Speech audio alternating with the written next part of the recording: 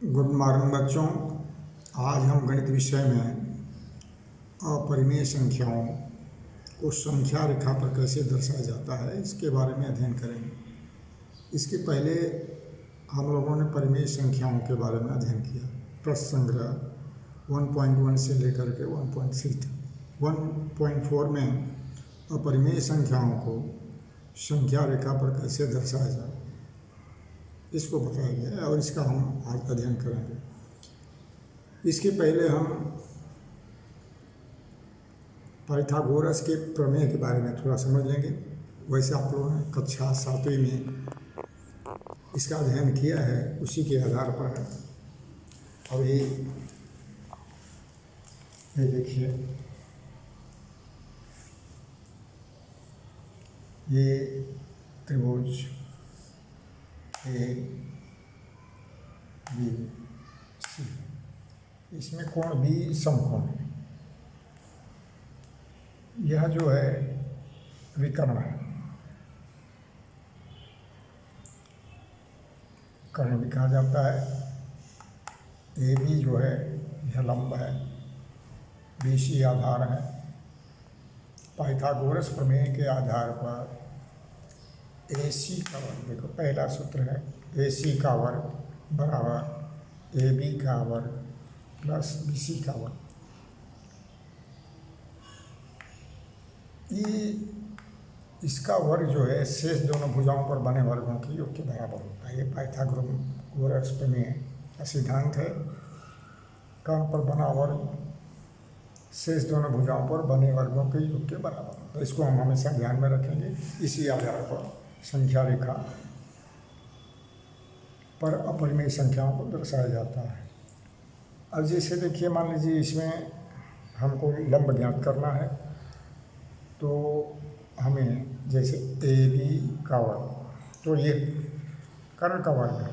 अब इसमें आधार का वर्ग माइनस किया गया, ए बी का वर्ग बराबर ए सी का वर्ग ऋण बी सी का वर्ग।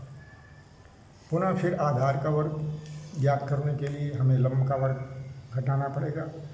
जैसे हम व्यंजकों में पढ़ते हैं, वही सिद्धांत यहाँ पर भी रखा गया है पक्षांतर करके। तो बी सी का वर्ग बराबर ए सी का वर्ग माइनस ए बी का वर्ग। इसी सिद्धांत पर हम परिमेय संख्याओं को संख्या रेखा पर कैसे दर्शाएंगे इसका अध्ययन करेंगे। तो आइए हम इसका अध्ययन करें।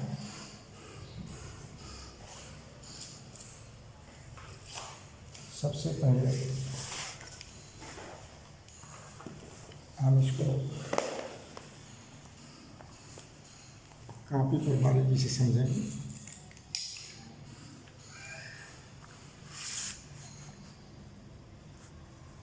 वैसे हमने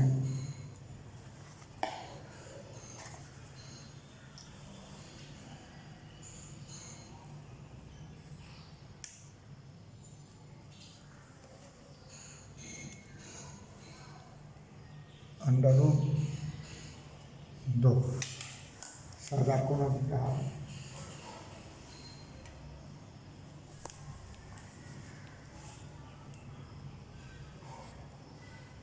√2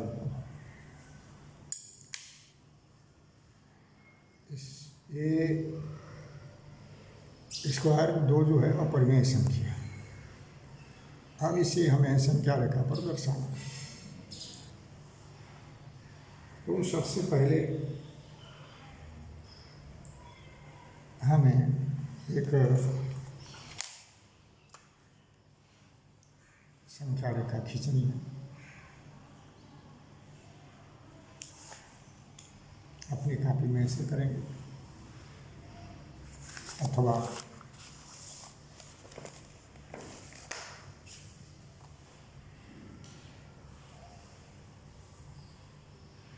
बोर्ड पर हम समझेंगे ऐसे √2 को।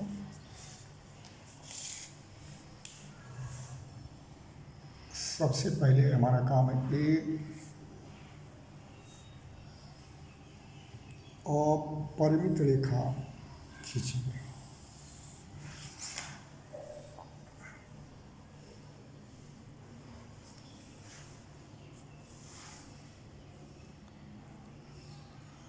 अभी प्रकार की सहायता से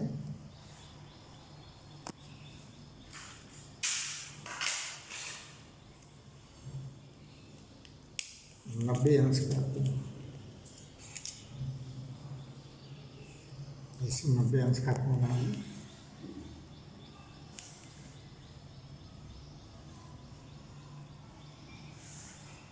लगा करके खींचिए।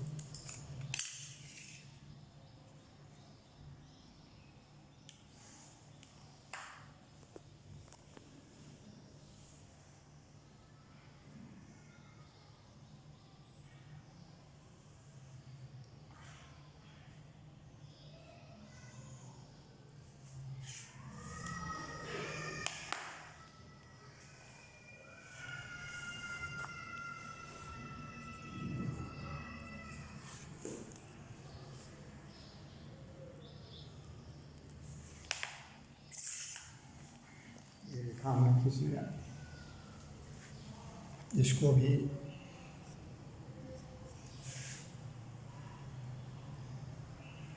हमें इसी तरह से दर्शाना है। अभी √2 पाइथागोरस प्रमेय के आधार पर अगर हम देखते हैं तो संख्या a का स्क्वायर प्लस a का स्क्वायर, इसका मतलब कि यह जो है कर्व, तो हम अपने, ये आपके पास ऐसा गोला प्रकार होगा, कापी पर बनाएंगे। बड़ा दिखने के लिए मैं मार्कर का उपयोग कर रहा हूँ कि आपको स्पष्ट होगा। इसमें दूरी लेना है,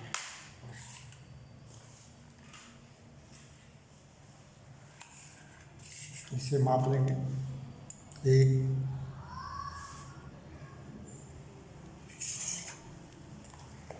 तो माप ले करके जैसे आपने कोई दूरी यहाँ से लिया, एक हमारे यहाँ पर आता है, एक, इसको हमने ओ से दर्शा दिया। अभी जो इसमें आप दूरी लेंगे ऐसे,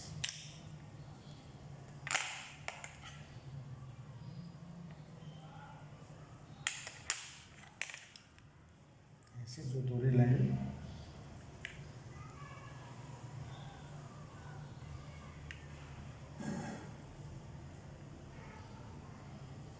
और यहाँ से चाप लगाएं।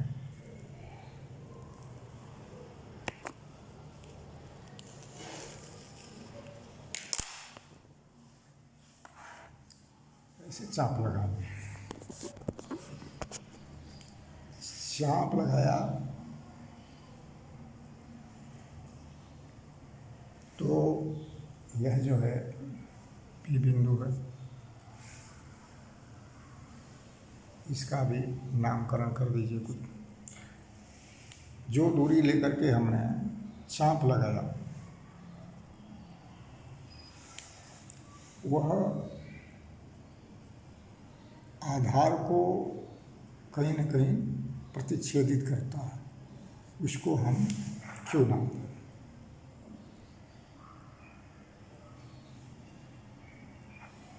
अभी इसको हम ऐसे मिलाएंगे।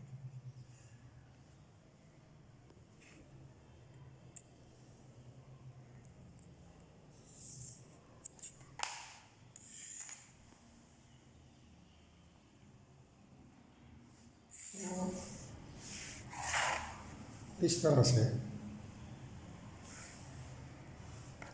ये जो प्रतिच्छेदित बिंदु Q है, यही √2 का मान,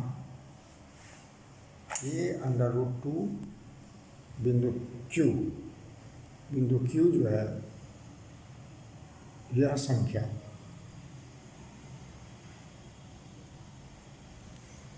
इसका मान दर्शा रही है। इस प्रकार से सबसे पहले हमें काम करना है। जो भी संख्याएं परिमेय संख्याएं दी गई रहती हैं उनको हमें इस आधार पर विस्तार करना है, उसका मान निकालना है कि किस प्रकार से उसका मान हम ज्ञात करते हैं। उसमें विकर्ण की भी लंबाई पूछी जा सकती है, आधार या लंब की भी लंबाई को दर्शाना होता है, किसी को भी दर्शा सकते हैं। तो अगर मान लीजिए आधार या लंब है, इस तरह की संख्या तो इस तरह आएगी, नहीं तो अगर कर्ण दिया है आधार या लंब में से किसी को ज्ञात करना है तो यहाँ जो है प्लस तो माइनस आएगा, और उस तरह से हमको दिखाना पड़ेगा। लेकिन सबसे पहले प्रारंभिक क्रिया फिर से एक बार समझ लीजिए। सबसे पहले अपरिमेय संख्या खींचेंगे। अपरिमेय संख्या के लिए एक अपरिमित लाइन खींचेंगे और उस पर 90 अंश का समकोण बनाते हुए ये भी अपरिमित रेखा खींचेंगे। अभी जो अपरिमेय संख्या का हमने विस्तार किया है उसमें से अगर आधार है तो आधार की दूरी अपने गोला प्रकार में लेकर के और एल बिंदु जहाँ पर प्रतिच्छेदन बिंदु पहले से है, हमने समकोण बनाया है, तो उससे दूरी लेकर के यहाँ माप लेंगे और वही दूरी लेकर अपने गोला प्रकार में ऐसे चाप खींचेंगे और जो पहली रेखा को प्रतिच्छेदित करेगा उसको कोई हम नाम देंगे ABCD QP कुछ ऐसा ही। तो जहाँ पर वो प्रतिच्छेदित करेगा वहाँ से लेकर के और वह रेखा मतलब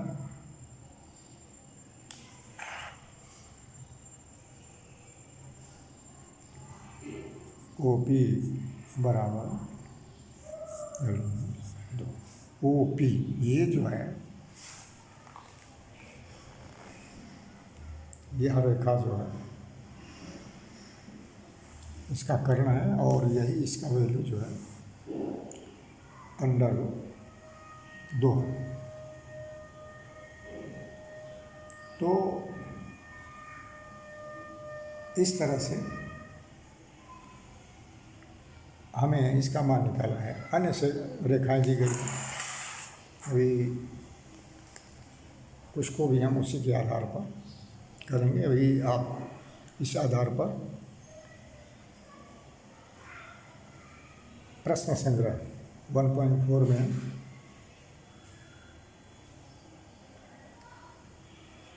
√3 दिया गया है, इसका मान निकालेंगे। अगर किसी प्रकार की परेशानी हो, नहीं समझ में आ रहा है, पुनः आप हमें बताइए, फिर से इसको समझाइए।